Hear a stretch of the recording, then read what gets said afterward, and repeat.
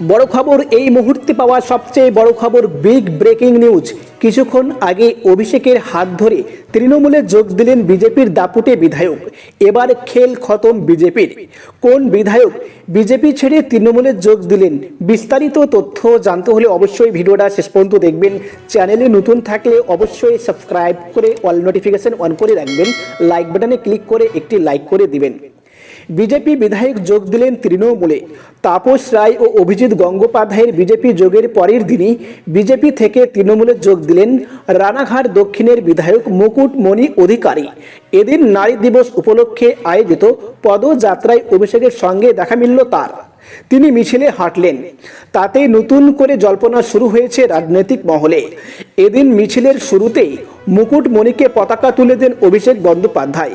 তারপরেই মিছিল শুরু হয়। মিছিলের শুরুতে অভিষেকের পাশে পাশে হাঁটতে দেখা গিয়েছে মুকুটমণিকে। মিছিলের পুরো ভাগে রয়েছেন তিনি। রাজনৈতিক ময়দানে ভোটের মুখে বিজেপির দল বদলের মধ্যে এক নতুন চমক দিলেন অভিষেক বন্দ্যোপাধ্যায়। গতকাল অর্থাৎ বুধবারই রাজ্যের রাজনৈতিক মহলে চমকে বিজেপিতে যোগ দিয়েছেন দীর্ঘদিনের তৃণমূল নেতা ও বিধায়ক তাপস রায়। বরানগরের এই বিধায়কের সঙ্গে শেষ কয়েকদিন ধরে সুদীপ বন্দ্যোপাধ্যায়ের দড়ি টানাটানি চলছিল। সেই নিয়ে রাজনৈতিক ডামাডোলের মধ্যে তৃণমূল ছাড়ার কথা ঘোষণা করেন তাপস। তারপরে তিনি যোগ দেন বিজেপিতে।